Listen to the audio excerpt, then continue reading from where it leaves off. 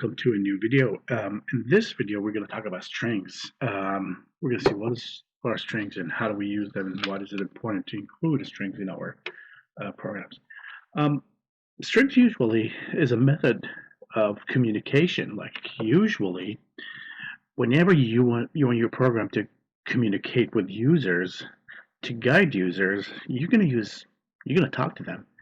And string is the tool that you're going to use to communicate with users. Also, information usually are stored in a form of strings. Like, for example, let's say we have a data structure or a database, and your name, for example, is an element in this data structure. Your address is an element in this data structure. So yes, strings are also information that we store and we process. So today we're going to know what is strings and how do we process strings and what is exactly strings. But before we get to that point, I just want to start by talking about primitive data types and non-primitive data types. We mentioned primitive data types before, and we said primitive data types, it's basically part of the programming language. Like when they created the programming language, they created those data types with them.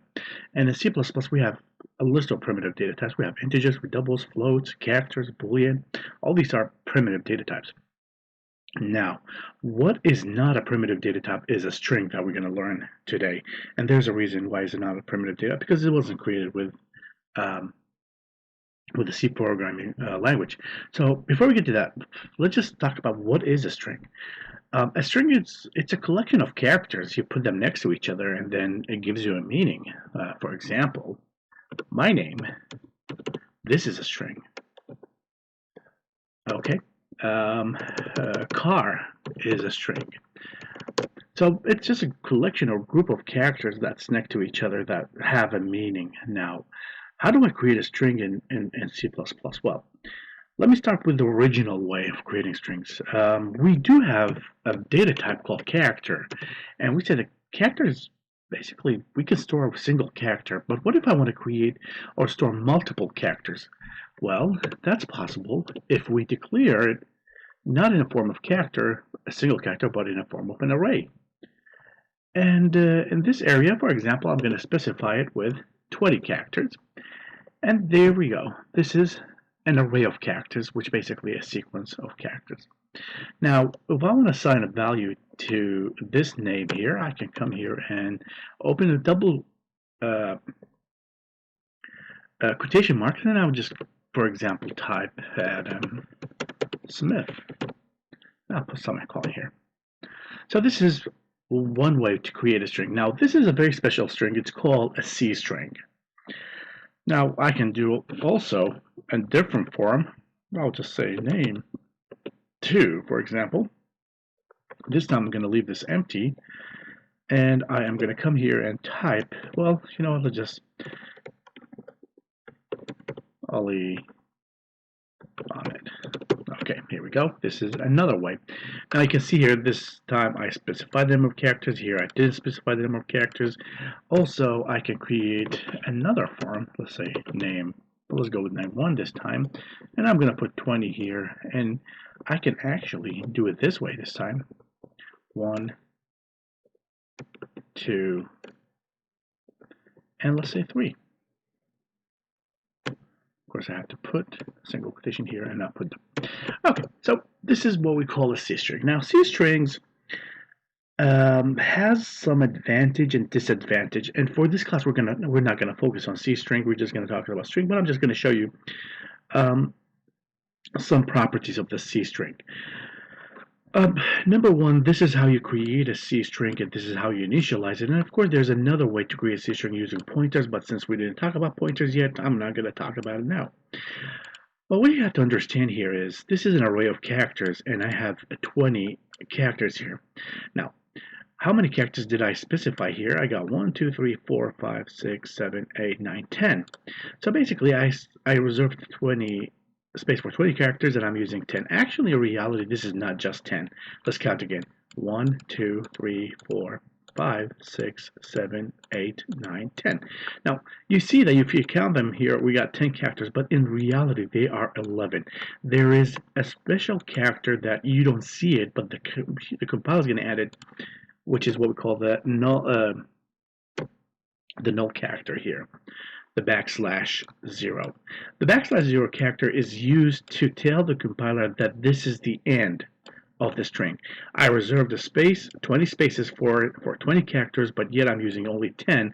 So how do I know where's the end of the string so I can distinguish where the space that I'm actually using from the space that is just going to be reserved is by having this null character. Of course, here there's another null character added here.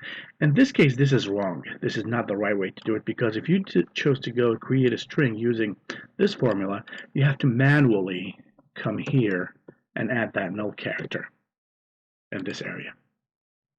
Now, this null character does exist. You don't see it. This is how the compiler would know that this is basically the string, the C string that you're using here. If you choose to delete it, change it, that basically means you're going to mess up the whole thing. Now, let's just talk about the properties of this method, the characters of this method. Number one, since I'm using a primitive data type, so basically it means it's going to be faster compared to any other non-primitive data type you may use for strings. So that's one of the benefits. Now, the biggest problem with this method of creating strings is the size of the string. You need to specify the size of the string. Here, for example, what is the size of the string? It's 1, 2, 3, 4, 5, 6, 7, 8, 9, and there's that other character in the middle, so it's 10. 10 will be reserved here. What if I want to change it? What if I want to increase it? What if I want to add more characters later on? Well, this is not going to work. You're going to have a program is going to crash down when you try to do that. So the size is an issue here. That would be number one. Number two, for example, if I decided that Adam Smith is not actually the right number, so if I come here and say name, which is basically what I have here, and I decided to change it to John, Steve, put a semicolon here, immediately you will tell, oh, you're not allowed to do that. So you can see here that I cannot assign a string to a C string or an array of characters using this technique. And this is going to be a big issue, a big problem, because again, sometimes names change, addresses change. So what are you going to do? Well, to be able to do that, there are methods that we can use to get this job done. And even with those methods, which I'm not going to talk about, there's a lot of limitations. For example, Visual Studio will not allow you to do that, and it's going to throw an error telling you, well, you're trying to assign a string to another string, and I'm not sure if you've taken under consideration the size of the two strings, so the program is just going to throw an error. And that's, again, one of the problems that we have with the C string.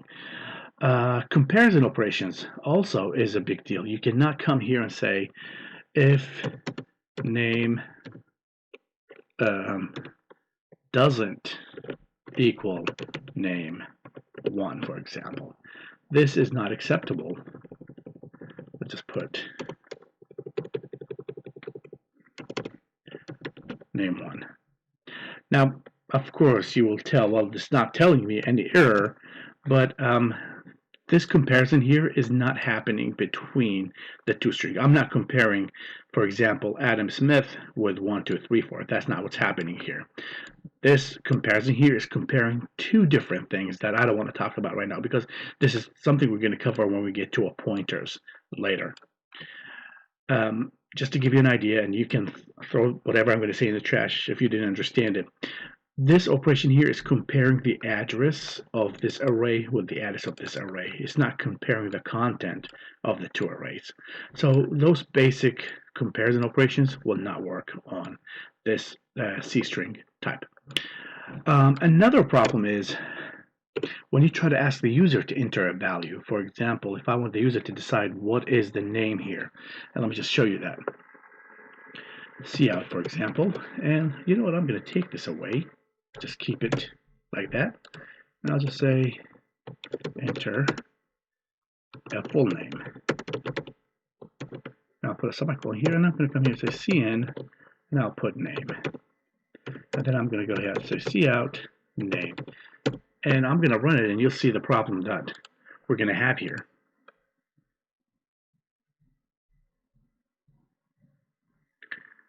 And so until this thing goes on, as you can see here, I'm showing you a lot of issues, a lot of problems using this technique when it comes to strings. So you may ask the question, so what? Why would I want to use it if it has all these kind of issues? Well, the answer for that, as simple as it is, because this is more efficient. This is way faster than the other methods. So if efficiency here, speed of execution is a big deal for you, then you go with C strings.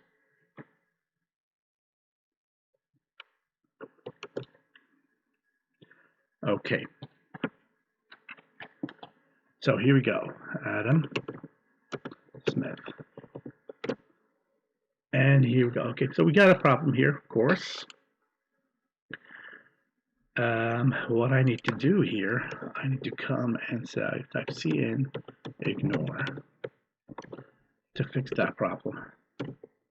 Cin dot ignore. Okay, let's run it again. Okay, let's go ahead and Adam Smith. And again, it's not working. Let's try to put 2 here.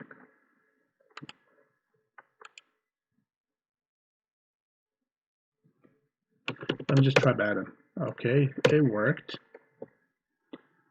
Let's just put add line here. Let's run it again. Let's try Adam Smith. And that doesn't work again. Now you may ask the question, what's going on? Why is it acting that way? Well, there's a reason for that. When you read a C string using a cin operation, what's going to happen basically?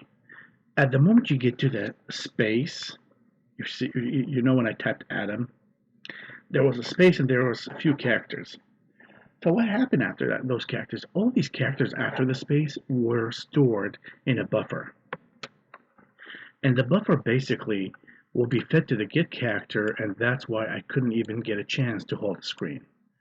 So let me run it again. This time I'm going to type Adam space D, for example.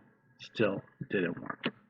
So basically there's a buffer that's keep feeding this get character, and I'm never going to get a chance to see the result. But what's going to happen basically, only the first letter until I get to the space is going to be stored inside the name.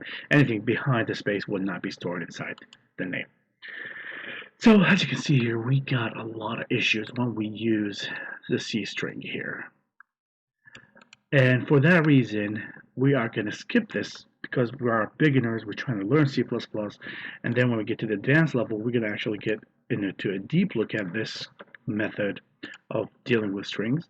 And I am going to take, you know what, I'm going to keep this here. Let's just convert it to a comment. And I am going to jump into how we usually deal with strings in C++. Well, first of all, we need to include a special header file called string.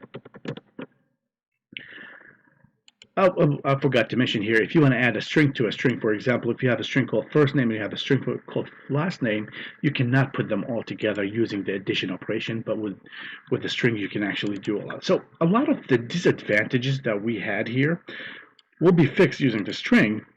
Processing strings is going to be a lot easier. The only problem that I can think about, which is not really a problem when you think about it, is a string as a data type, which is not a primitive, is not as fast as an array of characters. So that's the only problem. So let's go ahead here and do this. I'm going to do this. I'm going to create a string. I'm going to call it first name. And I'm going to create another string. I'm going to call it last name. As you can see here, I didn't have to specify sizes. I didn't have to. Now let's try to initialize them, add them, give them values. String first name equal Adam, and then last name equal Smith. Semicolon. And then after that, what else I want to do? I will come here and say string full name equal name, first name, plus space plus last name, semicolon. And now if I come here and just type first name,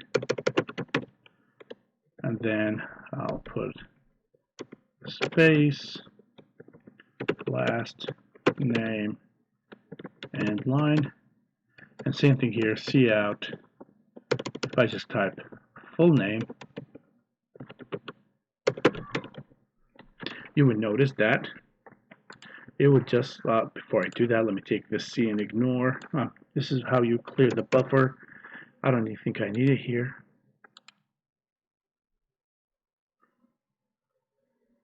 And here it is, Adam Smith, Adam Smith. Let me just add an and line here. And line. Okay, so this is how we create strings. This is how we add strings together. Adam Smith, Adam Smith. Okay. Also, one of the things that we should know about strings is that we can compare them with no problems. So I can come here and say if first name equal last name. Doesn't make any sense, but let's just do that.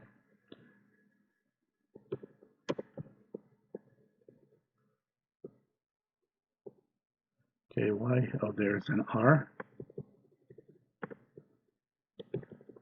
I'll just come here and say cout same and line, else cout not same and line. And let's do this again. You'll notice, of course, they're not the same. Not the same. If I come here and change this one to be Smith, you would notice that. Same. So I can use the comparison operations to compare strings, and unlike C strings, when you use the comparison, you're basically asking the question, are those two strings pointing to the same spot inside the memory or not? Here, no, I don't want that. I'm trying to figure out if the content of each one of those strings is the same or not. That's basically what I'm trying to do here. So as you can see here, life is a lot easier with strings. So we can change the values here. I'll come here and say first name, just like, and I'll just come here and say it's Juan, semicolon, and that will be no problem. But here, when I try to do it, when I decided to call the name Adam Smith, and then I had to try to change it later, I wasn't able to do that. So you can see here, this is totally doable with no problems. The only problem that we have with the strings is the same problem we have with the C strings when it comes to reading from a keyboard. So what I'm going to do here, I'm going to keep this here as it is, but I'm going to ask the user to enter the full name. So if I come here and say cout, enter the full name, and I'll put a semicolon here. And here I'm going to say cin full name, and I'm going to come here and say cout full name and line. Let's see how is that going to work. He didn't like full name because it's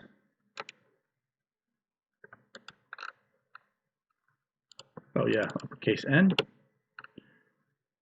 and uppercase N. What? Oh, yeah, of course the direction here is wrong. Okay, so let's get this done. So enter a full name. What I'm going to do, I'm just going to just type one name. And again, we have the same problem. Let's go here, cin.ignore. Let's see if that's going to help.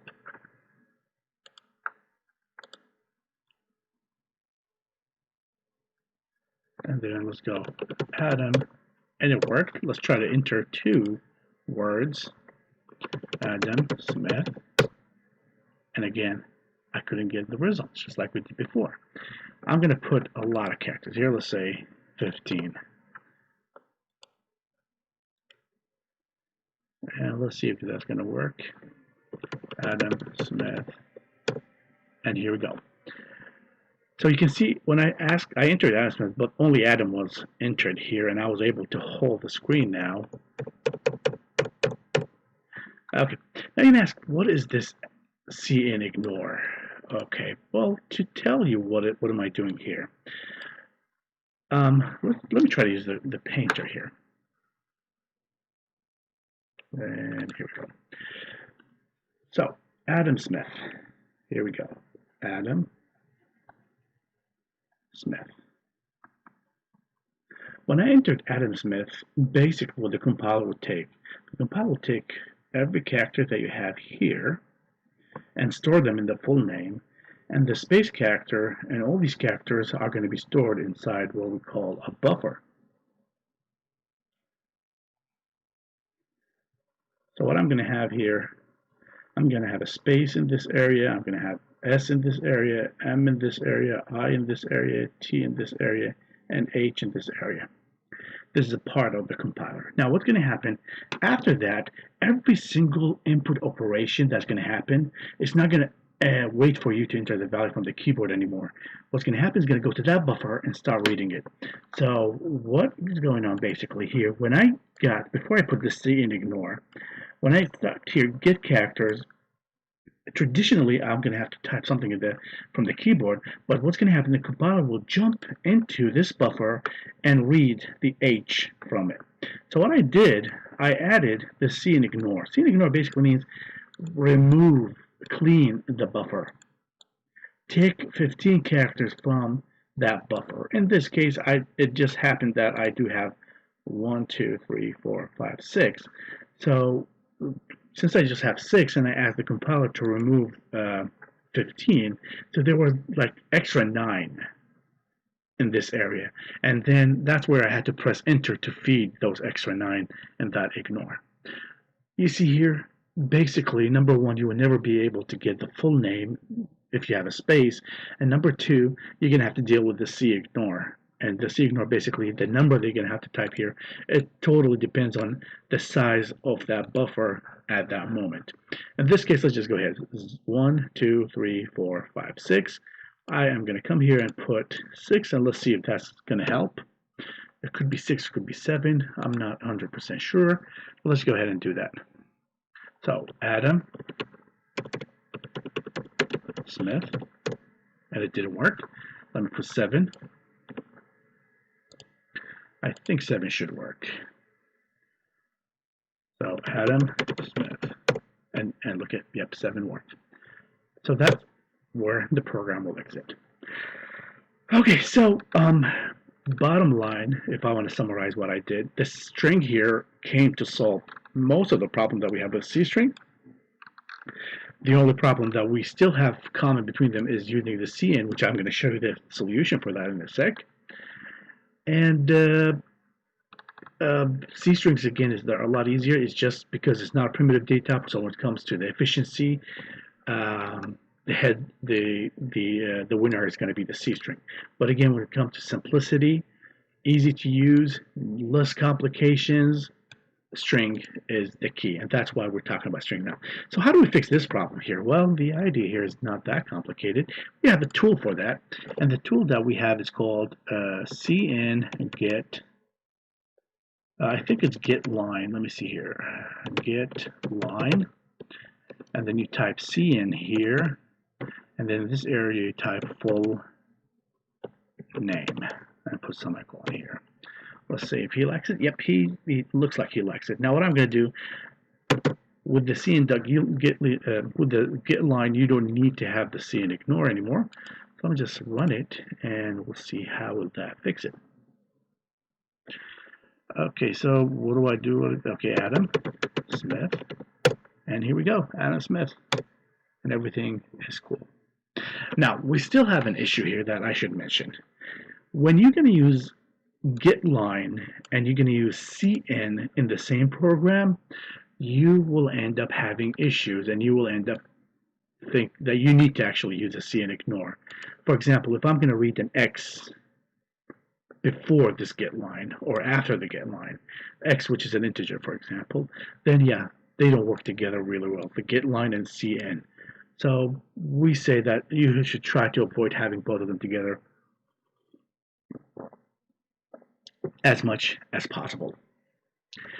Okay, am I done? No, I'm not done. We still have a lot to go through. So if I want to summarize what I said again, this is how you declare a string. You can have an array of strings, of course. That's no problem. Let's see here. First name, last name. This is how you perform the outputs. You can use the logical or comparison operations. You can assign the string to any values at any point in the function. This is how we perform input operations. What we can do too with strings, we can convert numbers to strings. And this is really important in a lot of applications. And you can also convert a number to a string and convert a string to a number. So what does that mean? Let's say, for example, here, I'm going to have an integer. I'll call it num. And before I do that, let's just go here and create a string. I will call it numstr. And I will assign the value of 12 to it. You just have to be careful when you do that. So here we go. This 12 is not a numerical value. 12 is the string that contains two characters, 1 and 2. So if I type stoi, string to an integer, and type nmstr, put a semicolon here, and now I can come here and say cout num multiplied by 10, just to show you that it will use num as a numeric values.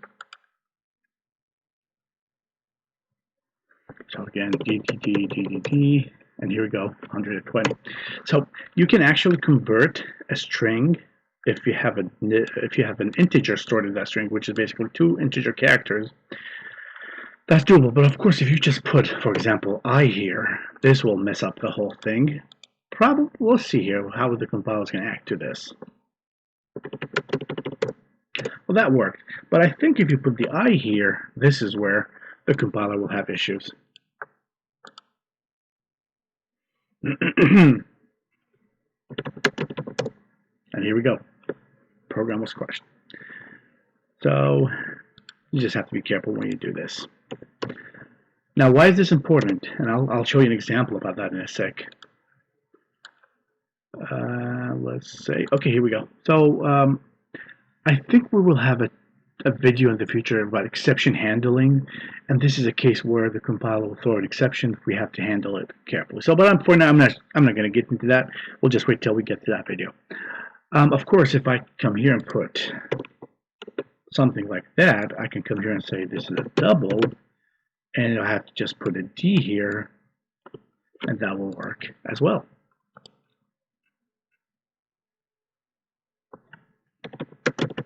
And here we go.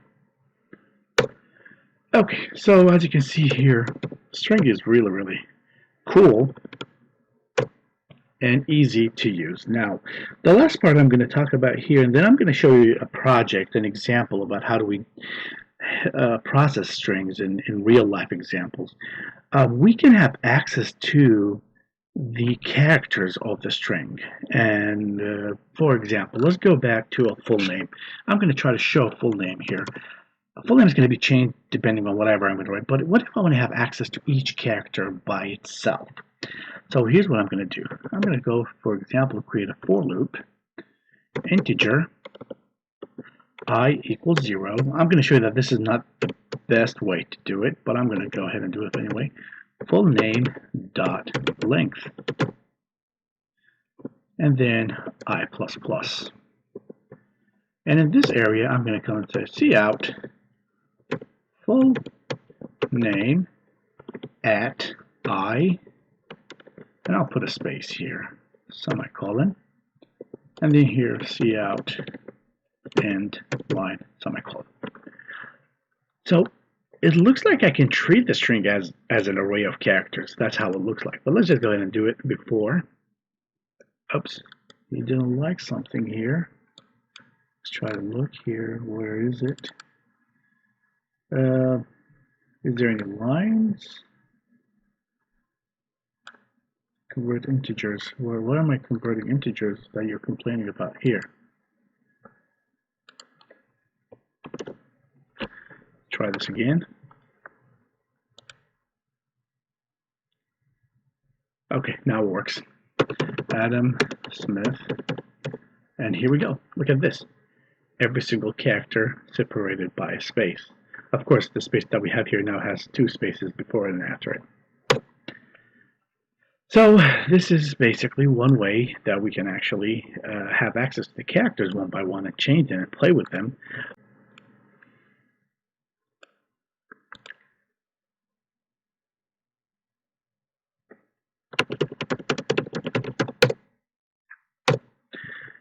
Okay, so sometimes I get confused between Java and C++, but here it is. Just type the name of the string .at, and then you type the index, or the index, and then that will show you the character. Now, what's the difference between those two together? This here will give you access to it to show it on the screen, but you cannot change it using this technique. But I can actually change the character if I want to. I can come here and say full name @I, and I can change it to any character that I want. For example, I'll change them all to be R's, and that will work. And I can come here and do this, cout full name and line semicolon. So here we go. Let's run it just to show you that I can actually manipulate each character individually. Adam Smith. As you can see, I got them all R's, and then here I do have all R's together. So this is basically what you need to know about strings. How do you create a string? How do you initialize a string? How do you change the value of strings? How do you add a string to another? How do you use logic comparison operations with strings? How do you perform input operation with the strings when you have words separated with spaces? We learned how to convert numbers, strings in a form, values in a form of string to an actual numerical value. There's another function which basically I can say here, string, now we'll call it mystr equal to underscore streng, and I can put num here. Let's see if he likes it or not. Yeah, he likes it. Now I can cout and type mystr end line. Now basically what's going to happen, it's going to take the numerical value stored inside num and convert it to a string. This is basically the opposite of std. And yep, that's it. Now I'm going to move on and talk about, show you some examples of how do we use strings in real applications. In this part of the video, I'm going to demonstrate how do we use strings in 4 applications. The first application I'm going to be trying to figure out, if you read a word or a phrase left to right or right to left, will give you the same exact reading. And after that, I'm going to try to reverse the order of the characters in a string. After that, I'm going to change the format of a floor number from this format that I'm going to highlight right now to this format, which basically means I'm going to take those hyphens out. And then in the last application, I'm going to actually add the hyphens to the phone number, so I will have it in this format. So I'm going to use methods to get all these tasks done. And let me jump into the main function. And in the main function here, I created 3 strings. Zerorez, it's the name of a company that cleans garbage here in Kansas City. Um, so if you read it left to right, right to left, you're going to get the same thing. Here I got Madam Adam. Now if you read it left to right, right to left, it's going to be the same, except that we are going to have this space, which we need to figure out what to do with it. And here's a case where no, you're not going to get the same result if you read it left to right, right to left. So I do have a function that I created to check that. Check those strings. And before I do anything, let me just explain bool alpha here. Whenever you have a function that return a Boolean value, usually a Boolean value return in the form of 1 and 0. So if it's 1, if it's true, it's going to return 1, and if it's false, it's going to return 0. I don't want to see 1 and 0. I don't want to see the word true and the word false. And to do that, you have to write this tool here before you actually call the function. So let's go to the body of the function and see how does it work. First thing first, this is the body of the function. Let me just have some space here. I'm going to have two variables. One of them is going to be called front, and the other is going to be called end. I'm going to store the index of the first character and the index of the last character. And I have a while loop here. In this while loop, I'm going to say, as long as the and is greater than the front, keep going in this while loop. And at the bottom, I'm going to move the front one step to the left, and I'm going to move the and one step. The front's going to be moved one step to the right, and the end's going to be moved one step to the left. First thing first, I'm going to check if they have a space. If there's a space, I'm going to actually avoid it and remove it. I don't want to consider spaces. So I'll do that for the front and the end. So whenever there is a space, take it out of the equation. And after that, I'm checking if there is an uppercase character. So I'm checking for the front and I'm checking for the end. I have a function called isUpper. If the function is upper, then you have to convert it to a lowercase. And I got this checked. Right after I'm done with all these checks, I'm checking for spaces, I'm checking for uppercases. All I have to do is to check if the character at front doesn't equal the character at the end, then return false. That basically means we don't have a case here. If they equal, move on to the next character. And then you keep going, keep going, keep going until you are done. If I finish the while loop here until I get to the end of it, and this condition never became true, that basically means I'm going to return true. Otherwise, if this condition became true for at any point, this is going to be false. And that's basically how it works. Let me just show you how to do that using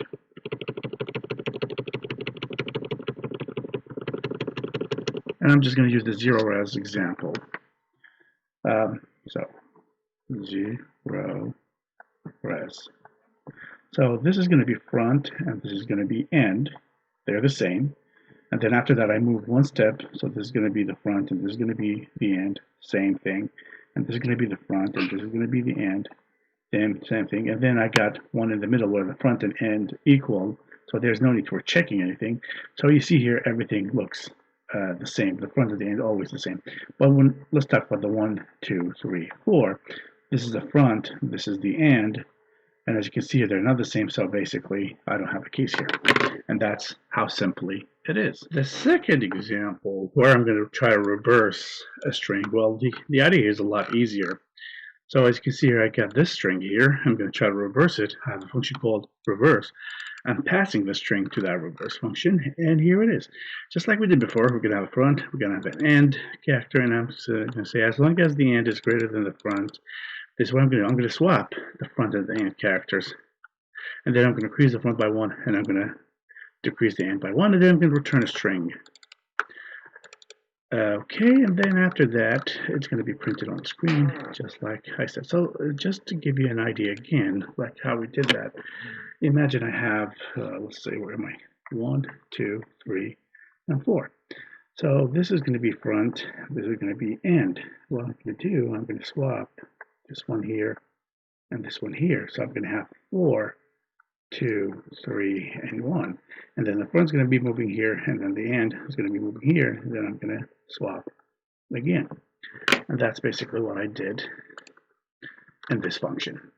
Now, the third function, basically, when I do have a phone number in this format, and I'm supposed to take all the dashes away. So I have a function called no dash where I'm passing the str5. And the idea here is very simple. What I'm going to do, I'm going to create 3 strings. Now, there's multiple ways to do that. I just choose the easiest one. We do have a function called substring. Substring is going to cut the string.